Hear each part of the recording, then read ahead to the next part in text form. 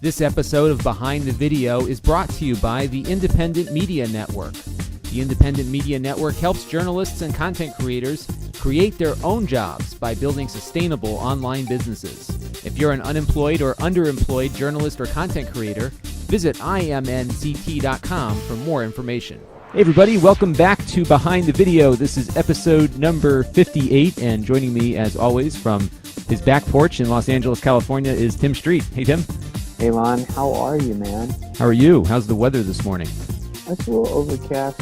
At least it feels overcast, and but it's nice, cool summer morning. And, looks nice.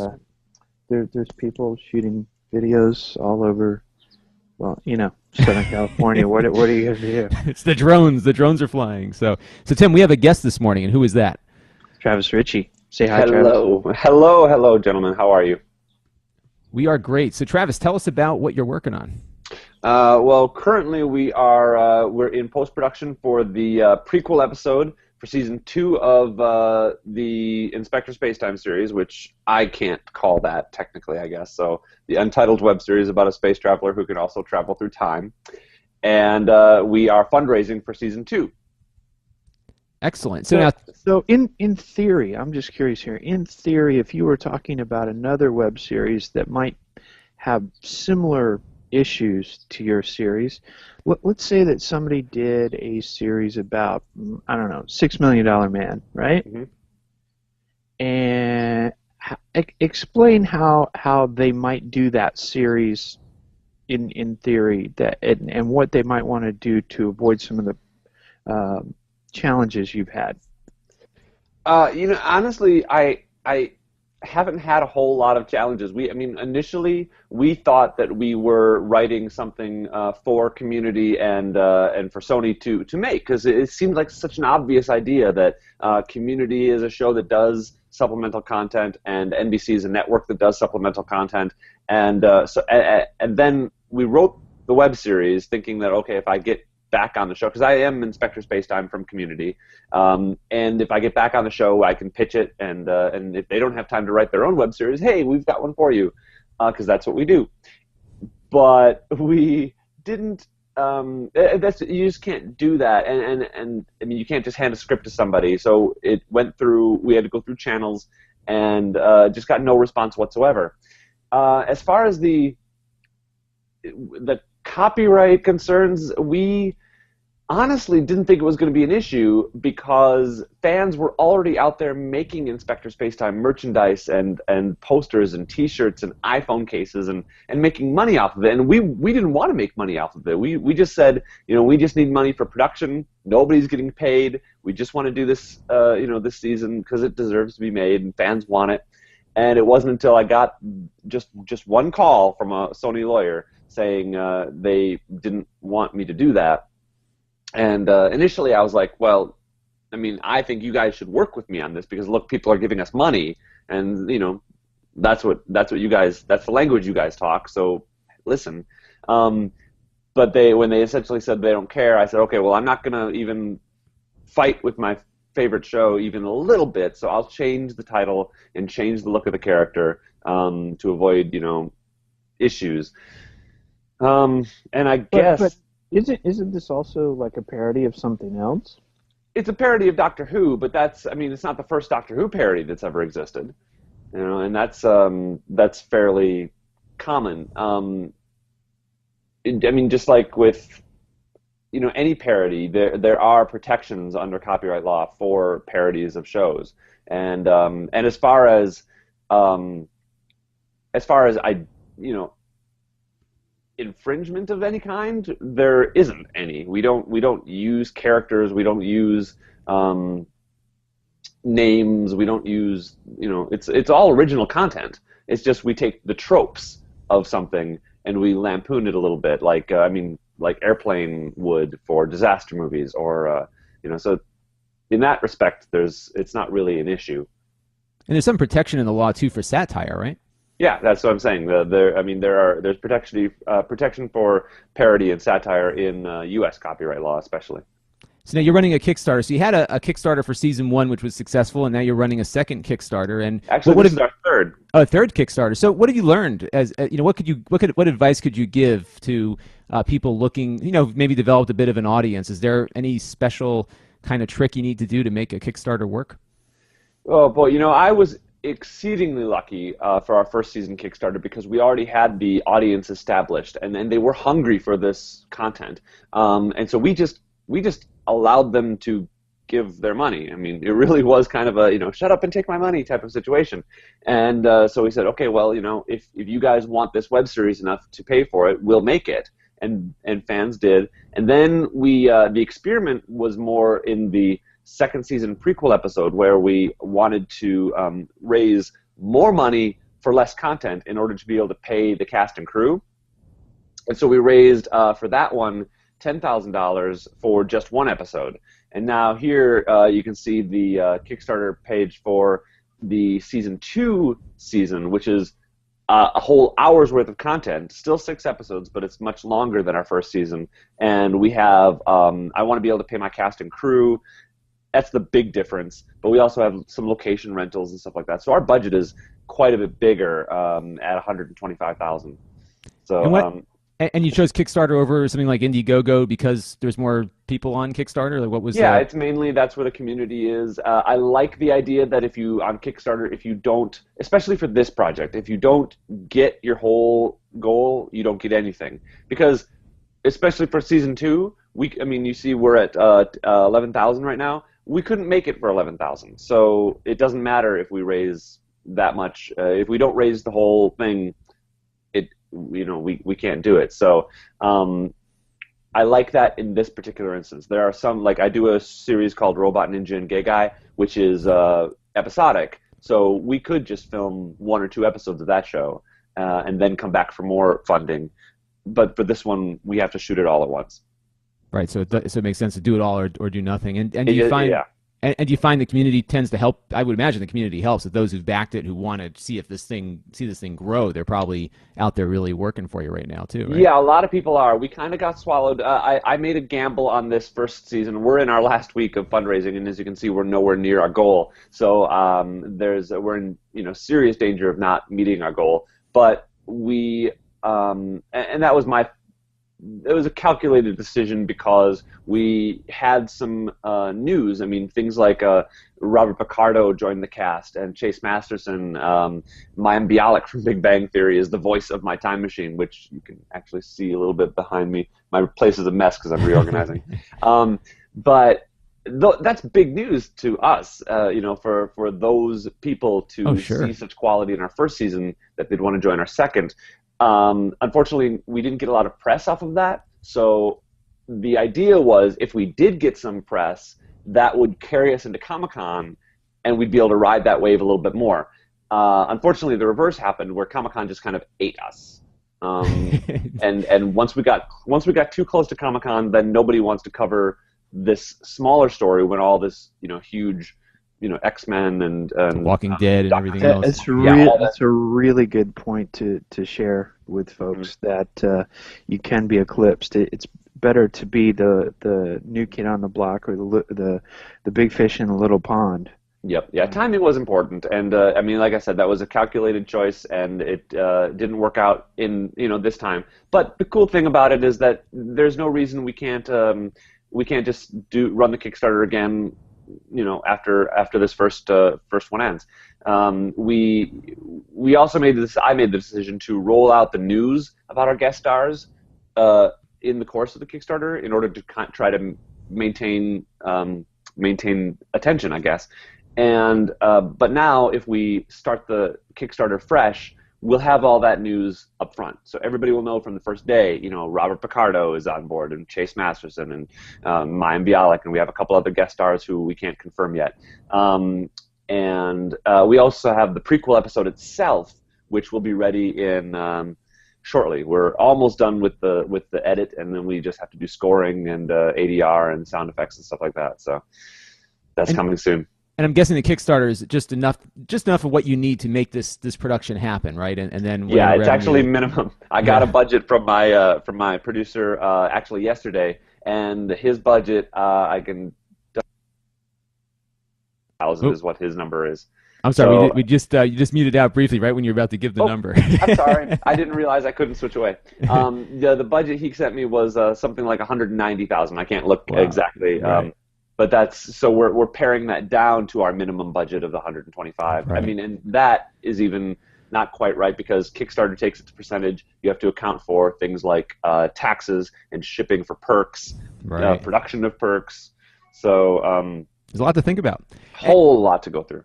And if not for Kickstarter, let's say you did this on your own, is there enough? And there's been a lot of talk and controversy perhaps out there about what the revenue earning potential is on YouTube. I mean, do you think YouTube is going to be a viable option for folks from a revenue standpoint? Well, I don't necessarily think it has to be YouTube, but I think that the idea that bringing your content directly from yourself to your fans through online distribution is going to be viable. I think that we're going to have to rethink budgets a little bit, and I don't think we're going to have any big stars as far as, people aren't going to get giant paydays like Charlie Sheen or, Tom Cruise anymore. But I think more people will be able to earn a living.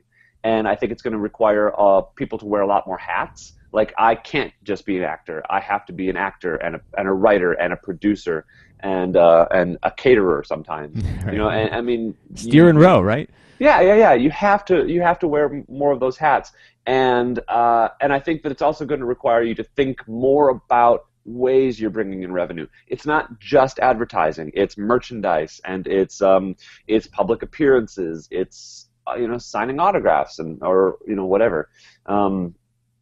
Those are the ways you'd be able to bring in money, and I think actually one of the things that excites me is the return to sponsorships. I think I don't see it happening as much yet, but I think that that'd be a very smart thing if we go back to kind of this early television model where companies would sponsor a series. Right. Like the soap operas, right? Yeah. Or even, way early television did that. And I think that the cost benefit for companies is actually pretty good. You can sponsor a web series for $100,000, and you get, if you pick the right series, you can get 1 million views. And that's a pretty good return for investment. Oh, sure, especially on what really is a minimal investment when you compare it to television. So it's really cool. Now, where can people find what you're working on in the show and everything?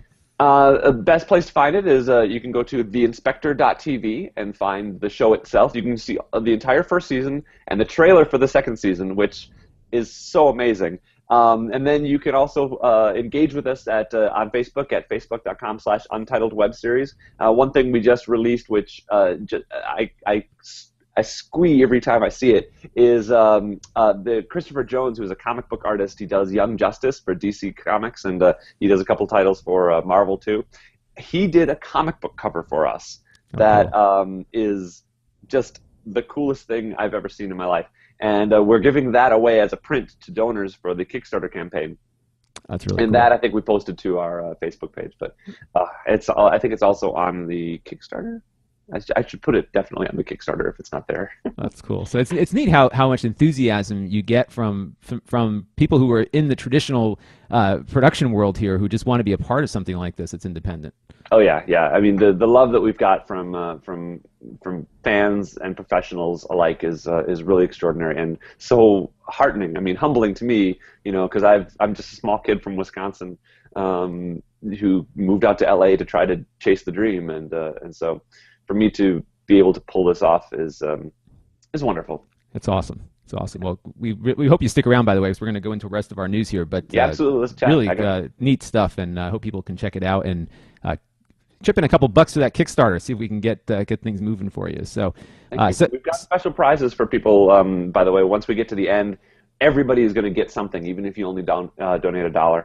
Oh, cool. So, hey, get in there, give some money. 5 days to go, and I bet you people will love what they see. So that's cool stuff. So Travis, have you ever sent anything via FedEx? Yes, I have. And Tim sent this over to me earlier. So apparently somebody was parked in a car in New York City and was watching a FedEx employee essentially tossing boxes into into the truck, and I could just think of like something completely fragile and breakable, like the tapes for a production or something, just getting tossed around. So Tim, what happened after that? All hell broke loose, and it's on TV again. But there is a response that FedEx did, and some people are saying the response is a good thing that FedEx took a handle on it. And you'll have to go into our show notes to see that response. That is right. Go to our Google Plus community, and we'll have it in there. But FedEx has made good on it, and it looks like if it gets to Reddit, then you're really in trouble. It's become like the new consumer watchdog segment on the news. So check it out, and we will take a look at that. So Tim, I was trying some stuff on YouTube. As you know, I'm like I said at the outset here, I'm nearing 1,000 subscribers on my YouTube channel. So I'm about 30 away, and when that happens, I'm going to be able to get access to YouTube Live, and I'll talk about that next week. At the rate I'm going, I'll probably be there by next Saturday. So one of the things that I noticed is that I was trying to get more subscriptions and more opportunities for people to subscribe. And one of the ways you can do that is this in-stream thing. Have you heard of this? I have heard that My Damn Channel is using it. So they have like the special premium account, and they're working with that. They've used it on a couple of shows that they do, but I haven't had hands-on with it. So it's kind of neat. It's real simple, and it's something really, really simple. But what it does is it can put a little bug on your channel so that while it's playing, if somebody mouses over the bug, it'll put a subscribe button right in the middle of the video stream. Wow. Doesn't work on mobile, but it works on the web. Yeah, Nothing works on mobile. Are annotations ever going to work on mobile? I don't know. Yeah, that's frustrating, isn't it? It really is. It really is. Because more people are consuming on the iPad now. And that's how I'm watching it most of the time. Travis, do you have a way of seeing where people mostly are consuming your content? You know, I do, and mobile accounts for well over 30% of my views. So it's definitely an important place to address that, and not just mobile, but also increasingly via their television. Like I'm watching now via my PS3 now that PlayStation finally got a good YouTube player, and right. That's great. But there's no way to engage with the videos that way. No, there isn't. And what's really frustrating is that all of these TV-based solutions, and we'll talk about another one in a minute, mm-hmm. They all work differently. So Apple TV works differently than it does on PlayStation 3, than it does on the Wii, and it's there's some basic conventions there like subscriptions and that kind of thing. But by and large, there's no consistency to it. But we'll see how that develops. Maybe we'll hear something, Tim, at VidCon, which is where you'll be headed next week. So a lot of excitement around VidCon. Yeah, there's quite a build-up to VidCon. Wednesday night, Tube Filter is going to be having a pre-VidCon party down in Anaheim to kick things off, and then Thursday is Industry Day, so a lot of blokes like me will be pontificating on panels about all the things we know about web video. And then there are different tracks like fan panels on Friday and Saturday. Now, last year, our friend Bernie Sue had a panel where young women were lined up out the door, around the corner, down the hall to get in, and some people didn't get in to see. But what Bernie does is really cool, is he uses VidCon as a way to announce new things to the fans. And he's got a great style of doing it. What he does is he will, the panel will start, and he'll open it up to questions, and he'll wait till somebody asks the question that he knows they're going to ask, and he's like, funny you should mention that. I just happen to have some of our new stars for next season right here, right now. Would you like to meet them for the first time? And the crowd goes wild, and then he walks them out. It's great. I mean, he's really got the showmanship down, and VidCon is all about the fans. So there are just tons and tons of screaming 13, 14, and 15-year-old girls that are there with their moms. And if you have a show that appeals to that crowd, that VidCon is the place to be. It's so bizarre, and it's funny too, because I think a lot of the world isn't aware of what's actually happening there. I think brands and some of the more savvy folks are, but it seems like it's a big kept secret in the industry. Travis, do you make it out to VidCon? I have every year so far. I don't have my ticket for this year, so I don't know what I'm going to do. Last Even year I hanging wrote. out in the lobby, you'll be fine. You know. Yeah, There's that's a lot of probably work what done. I'll end up doing. There's a couple of events that I have to go to, so I'll be down there. But whether or not I can actually get into the convention is another story. And this is like the second year it's been sold out early, right? It's Yeah. Did it sell out last year? Yes. Because last year was its first year at the Anaheim Convention Center, where it went in order to have more room. Yeah. Yep. So I think they're going to need to just do keeps some growing. expansion. So, Wow. wow. Well, have fun in the lobby. I'm sure you'll LobbyCon. probably, LobbyCon, exactly, the non-conference, right? But we'll see how that goes. So next week, Tim will have an update for us on what happened at VidCon, if he can still hear, with all that screaming going on. This week on YouTube, we kind of alternate back and forth between looking at the top channels and some of the top videos. This week, we're going to look at the top videos because the top channels were exactly the same this week as they were last week. So number 5 was a kind of a neat video of underwater bullets being fired in a swimming pool by a couple of British guys. I didn't know they could fire guns where they're from, but at least in a swimming pool, no less. I don't know if that was quite legal anywhere, but they were doing it, and they were one of those high-speed cameras. And a friend of mine he's like really into this thing. He works for an engineering company, and they get lent these Phantom cameras all the time. So he had found some video that a guy had sent him of like some really super slow-mo bullet footage, and he put it on YouTube, and it got picked up by Gizmodo, and he had about 5 or 6 million views. The guy that sent him the video was pissed, like majorly pissed, because he was getting inundated with people asking him what he used for the soundtrack. This guy's like, that's what you want. Yeah, right. This guy's just like, this engineer who had made this video to demonstrate some of the products that he was selling or whatever. And next thing you know, he's like, his inbox is shut down. Like the whole world stopped for this poor guy in Germany because this video went viral like overnight. So it's bizarre. And because it was all not his footage, my friend couldn't make any money on it. But I think he got like 2 or 3 million views on this thing, and it's still up and it's still collecting views, but it's pretty wild. So the second one, number 4, is a really great example of an effective YouTube comedy video. It's all of like 30 or 40 seconds long. It's cat sees owner after 6-month leave. So you've seen all these feel good videos of dogs coming or soldiers coming home to their dogs after a long deployment, and they're tear jerkers. And Travis is laughing because I think he just saw the punchline of this, right? So, well, you don't need to. You just got to know what a cat. Oh yeah. Yeah, so not to spoil it, but the cat doesn't give a rat's ass if this guy is home. I didn't get the joke until you kind of explained it, but yeah. And it's a great, and this is like 4 or 5 million views, and I think anything with a cat or a dog in it will do well. So it's funny we don't see more web series starring dogs, because I think that they are instant hits no matter what you do. Number 3 is a video of a whale almost eating a diver. So if you're into killer whales and people getting swallowed up by fish, go ahead, mammals anyway, but check it out. They survived. Number 2 is a really powerful piece about an 11-year-old Yemeni girl. Her name is Nada Al-Adal, and she was fleeing Yemen because she was about to be forced into marriage with a much older man, and it's kind of heart-wrenching, but worth watching, so we can kind of try to put an end to this kind of stuff. So check that out at number 2. And number 1, and this is interesting. This is the tragic train crash in Spain of that high-speed train. And Tim and Travis, I think there has not been a news event in the last 8 or 9 months that hasn't had something captured on video. It's been, I mean, every event, you name it. The plane crash in San Francisco, the Southwest plane that lost its landing gear on landing. There was a guy recording the landing. I haven't seen the royal birth yet. On video. Yeah, that's true. I mean, they could. I think The Onion covered that one pretty well, though.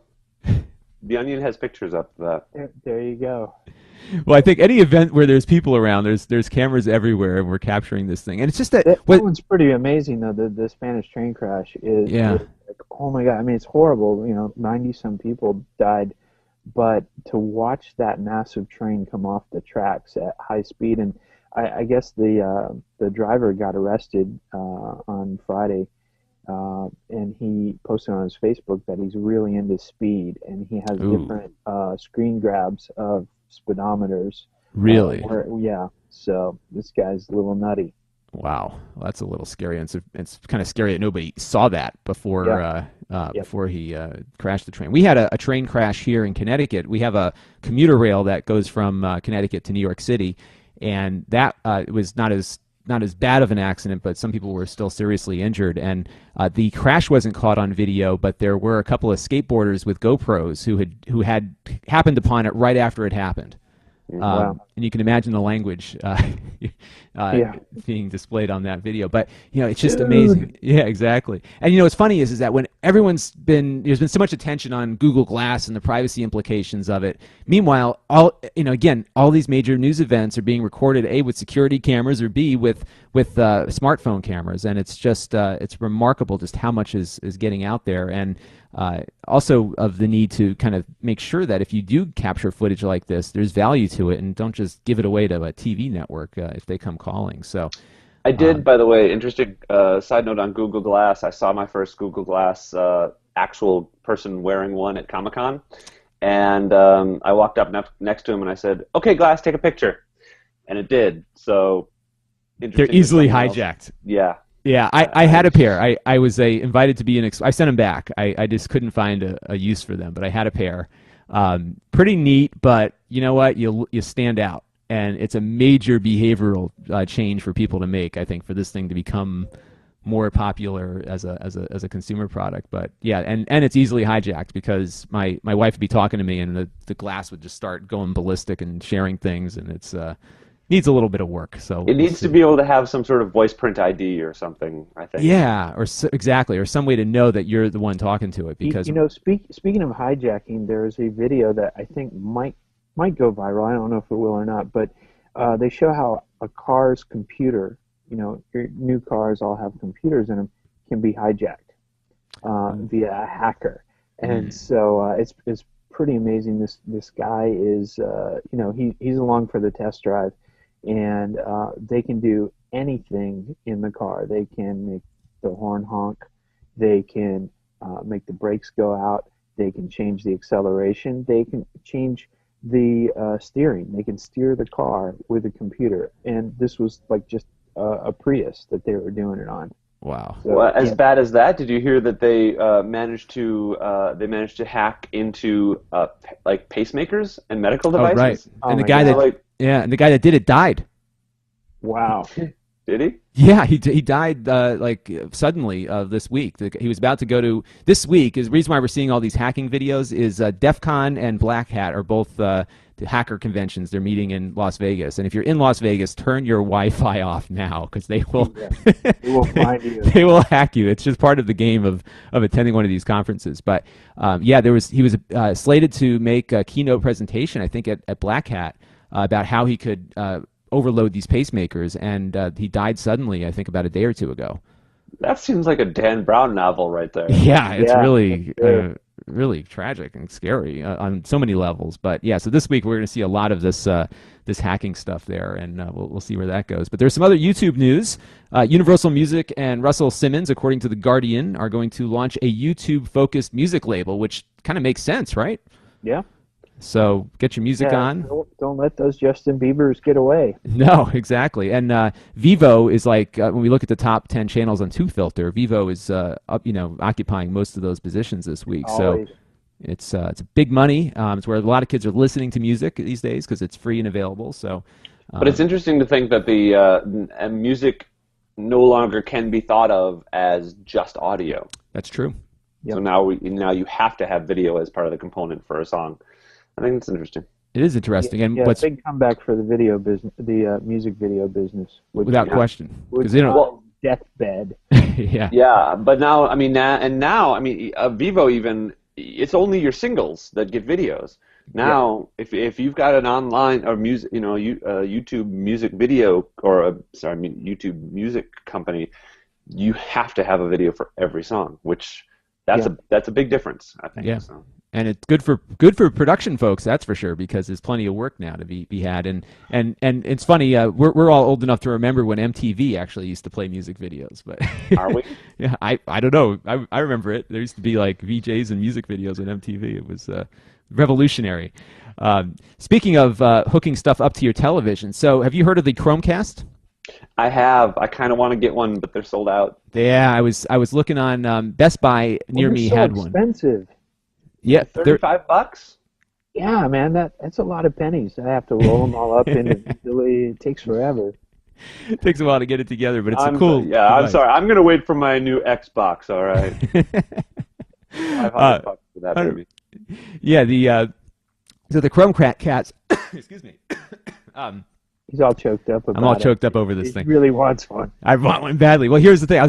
There was one, apparently the Best Buy that was about 20, everything for me, by the way, is 45 minutes away. So the Best Buy that's 45 minutes away had one in stock, and I was going to run out and grab one after the show, and then I just checked and it's gone. So, but it's a $35 HDMI dongle that you plug into the side of your television, and you can stream stuff from Chrome to it. So kind of like an Apple TV, but I think it works a little bit differently, and it's designed around, at this point, YouTube and Netflix. And initially, the deal was if you bought this thing, even if you were a Netflix subscriber, you get 3 months of Netflix for free.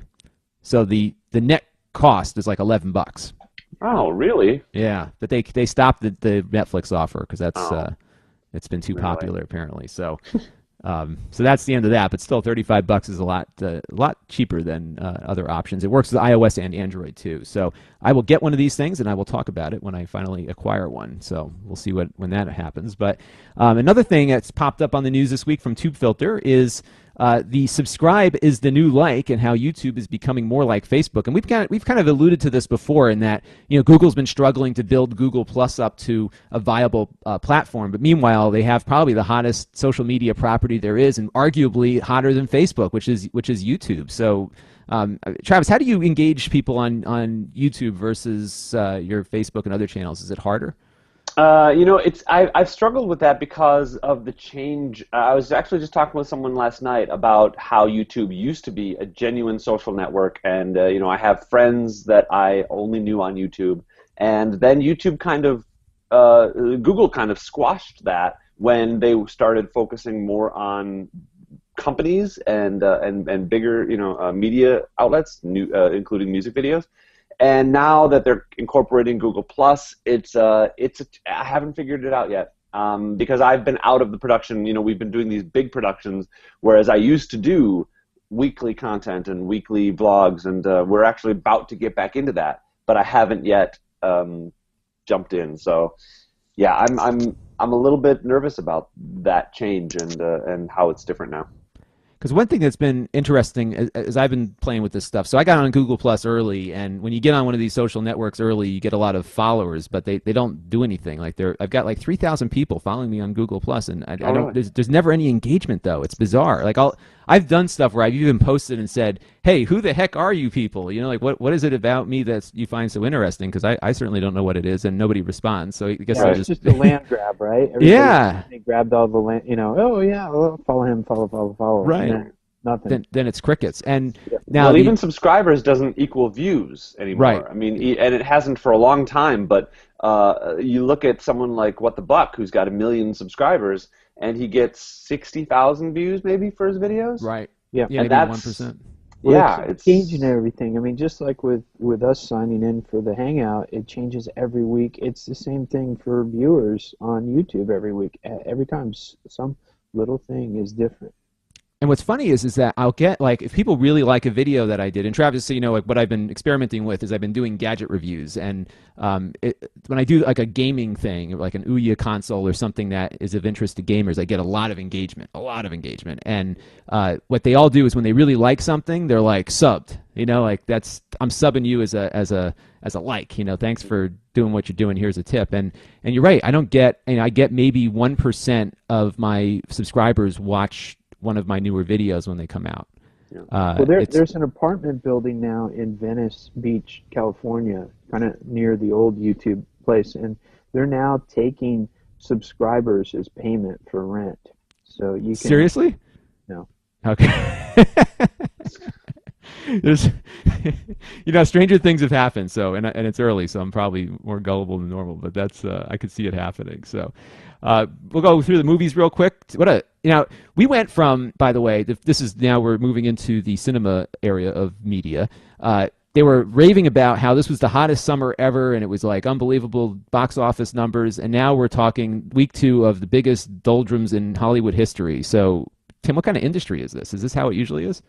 This is a flaky industry, man. You can't predict anything. I mean, it's like they were bullish. They were like running with the bulls here, and then now it's like, they're the Armageddon's coming. What's up? Yeah, well, times are changing, Yeah. I think you really need something amazing to get people at a movie theater now. With all the other options they have for entertainment, you've got to have something that people know, they trust, they like. And if you look at, the top 5, what do we have? Number 5, Grown Ups, 11.4 million. This is how many weeks has this one been out? Did Week it open 3. This week? This is week the 3rd 3. week. Yeah, so it's on its way out. Turbo 3D at 3.1 million. Nobody knows. That's not like an established franchise. Despicable Me, that's an established franchise. Franchise. I love established French fries. Yeah, me too. I could go for some French awesome fries. Thing. And Despicable Me has done fairly well. Then The Conjuring, a horror movie that has got some underground buzz, is doing okay at 22.1 million, but not gangbusters. And then number 1, Wolverine at 55 million. Normally you'd want a film like this to be closer to 100 million, with an established franchise that people love. And what's funny is I was reading our friend, or not our friend, the friend that we'd love to have, Nikki Fink, who we just read about on Deadline.com. Her everyone's postulating that this was going to be the big hit of the summer, and because there was no clear competition for it, established franchise, all their old style metrics lined up perfectly on this thing, and then to release with only $55 million, everyone's just like scratching their heads as to what the heck is going on. Well, it's also like the week after Comic-Con, right? So really, you think that Comic-Con is taking that much air out of the room, even for a film like this? Well, people have to get their fix, right? And when they get their entertainment fix, they get their entertainment fix, and maybe they just weren't jonesing enough. Why is no one talking about the fact that nobody liked the last Wolverine movie? I mean, How is that not part of the equation? You say everything lines up, but that has to be part of the equation, right? Yeah, that's true. So they were let down last time. They don't want to make the investment this time. Yes, I mean, why would anybody? If X-Men 4 was made and Brett Ratner was directing it, do you think it would be a huge success? Jackie Chan was in it. It would. It would be awesome. But, Jackie Chan and Justin Bieber, right? But to me, I think the bigger story, the thing that I think focusing on for this summer is that this summer has been a year where movie studios have been focused on analytics for movies. They have there's a service out, and I can't remember what it's called, but basically they use big data to analyze scripts before they ever even go into production. And studios have been using it to judge whether a script is good enough to produce. And they'll change it. They'll change the actors, the actresses, the settings, the action pieces, the scenes, whatever, based on this data analysis. So is that based on the words in the script or something? How does that work? No kidding. It's based on all sorts of things. Did they use that on Lone Ranger? Yeah, well, that's the thing. They use, apparently, all of the big tentpole movies this year. I'm trying to find the name of the service, but you can Google it. You can try to Google movie script analysis, and you can probably find it. But the point is that two things. One is obviously it doesn't work because it doesn't equal success. The guy was saying that previously the scripts that he's analyzed have he's been able to predict within $10 million how much money they'll make, and so that trend has completely fallen apart this summer. And secondly, I think it really shows why the good content is on television or on the web or on Netflix now. Yeah, well, I think I consider the web television because, by definition, television is a broadcast medium, and on the web we are broadcasting things out there. So, and I think it's very true. And the data I think a lot is different for television in that you have probably more of it because so much of viewership is demographically calculated, and there's a lot of probably tried and true practices that have come out of it. Netflix in particular is sitting on a gold mine. I bet you they could probably make a lot of money selling some of what they've learned out to other folks in the industry, because I think they haven't really missed yet on any of their own productions, right? I mean, it's been a win-win, and their profitability is measured in a very different way also. But it's been interesting to watch all that happen. So, well, did Netflix do Hemlock Grove? That's Hemlock. Yeah, that's they Hemlock, right? did. They did. I don't know how Was well that particularly successful? I haven't heard anything about it. Yeah. That was a horror thing, right? Yeah. Yeah. Was it? Yeah. It feels like I think I heard it kind of like a horror soap opera type of thing. Oh, Yep. yeah. Yeah, I haven't checked Sounded that one more out. like Passions to me. Because Orange is the New Black I've been watching. That's been really good, and the House of Cards was just amazing. So they've I'm sure they'll have a couple misses along the way too, but they are beating HBO. That seems to be their goal. And I think they're How do you mean they're beating them? Subscriber base. So they're getting more subscribers now than HBO. Okay. And the CEO of Netflix had an interesting statement the other day. He said he wanted Netflix to become HBO, or he wanted to get ahead of HBO before HBO became Netflix. So he sees that direction going, and they're still tied to that. So well, as long as HBO can't independently offer their service apart from a subscription to cable, I don't think they're going. I mean, there's no way they can. No, there's no way they can. And they're ceding market, they're not necessarily in market share yet, because I subscribe to both right now just because I like that HBO Go thing. But there will come a time when HBO's attachment to the old industry is going to hurt them, especially Netflix now is as big as they are and has the production wherewithal now too. So we'll see where that goes. We'll wrap up, though, with our app and tip of the week. App of the week, actually we kind of covered the tip of the week at the outset with that in-stream thing. But the app of the week is an app and a piece of hardware, Tim. So this is our latest little gadget that got sent my way. It is a USB stick, but it is a USB stick with Wi-Fi that connects to your iPhone or iPad. And where this might be useful is that if you've got like a lot of footage you're recording on your iPhone. I've been doing a lot of like little pickup shots for my product reviews with it. It has, first of all, a removable memory card on there, so you can load up a bunch of stuff on there. And if you're out in the field and you fill up your iPhone, you can just dump the footage to this thing, wipe out the iPhone, and start from scratch. So you can have a kind of a way to offload without having to plug into anything. So I thought that was kind of a neat little $60 So memory how stick. does the you could do it your iPad as well, right? Yeah, so you could do it from the iPad. So how does it connect? What connector do you use? So no connector. It's all Wi-Fi. This, by the way, is a Wi-Fi. SanDisk product, by the way. And it's neat because it will connect to your network. So if you and is it powered by itself? Does it have its own power? Yeah, it's got a little battery in there. It runs about That's 4 hours. And if you plug it into something, obviously it'll go longer. It's from SanDisk. It's called the SanDisk wireless flash drive, and neat little gadget and a great little way to just get stuff off your mobile devices. And I think as our cameras improve on those devices, having something like this to offload is kind of handy without any cables. And then you can just pop it into your computer and you're good to go there. So let me just summarize. You have 4 hours from the time you unplug it from your computer, take with you to wherever you're going and recording footage. You have how much No, data storage? it has 4 hours of battery life. So you can charge it and turn it off. Right. Oh, okay. So it does have an off switch. Great. Yeah. So you turn it on. You can download. How much data storage is on it? This one has 32 gigs, and it's a removable card. So you could, I think the max it'll support is 32, but you could get a bunch of 32 gig cards. Cards. Okay. Yeah.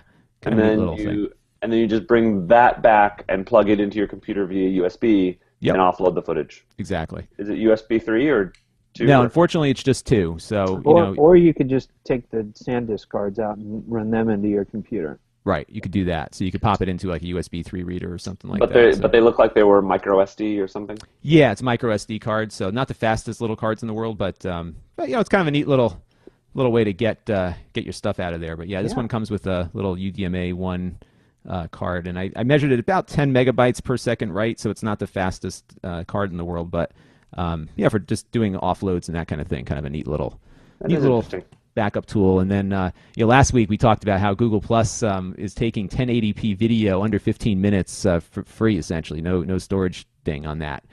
So a great little place to load your B-roll in there. So Oh. Yeah, neat little tools coming out there to help us get that footage stored, because the B-roll storage is can be a fortune. So kind of another neat little tip there. So that'll do it, I think, for this edition of Behind the Video. Travis, thanks for joining us. Really, my pleasure, guys. Thank you for having me. I appreciate it. And, where can people find you? I am, like I said, theinspector.tv is where the show is. I am the Travis Richey on Twitter and facebook.com/Untitled Web Series. And that's probably the best place. From there, you can find everything else. Great. Awesome. And Tim, where can people find you, Tim? At 1 Tim Street on Twitter. You can see him roaming around VidCon next week and spare his hearing. We do have, I should mention, we have early this year, because we got picked up by The Collective as our YouTube network, we did have to switch channels. So I'm no longer at my old channel where I had like 15,000 subscribers there. Now I'm over at Travis Richey, youtube.com/Travis Richey. So people should make sure they subscribe there for all of our new content. I will sub right now. Thank you. Get connected there. So I'll find you and get you closer to that 1,000 sub mark. Good. I'll be 29 to go if you do that for me today. So I appreciate that. You can find me at Lonseidman, LONSEIDMAN.com. That will link to our Google Plus profile. You can also find our Google Plus community at BehindTheVideo.com. So you can go on there and talk about some stuff. We're going to be back next week. Maybe we'll have to see what Tim's Comic-Con, VidCon, a lot of cons going on, what his VidCon schedule is looking like, but we'll be back next week, and I think we'll try to up the production value a little bit and try to make this show look a little bit different than every other hangout on the air. So give us a shot with that. We'll see what happens. This is Lon Seidman. This is Behind the Video, and we are a wrap. Stories for this episode were compiled by producer Jason Perrier. Follow him on Twitter at JASONPERRIER. Behind the Video is a production of Ape Digital Incorporated and the Independent Media Network, LLC. All rights reserved.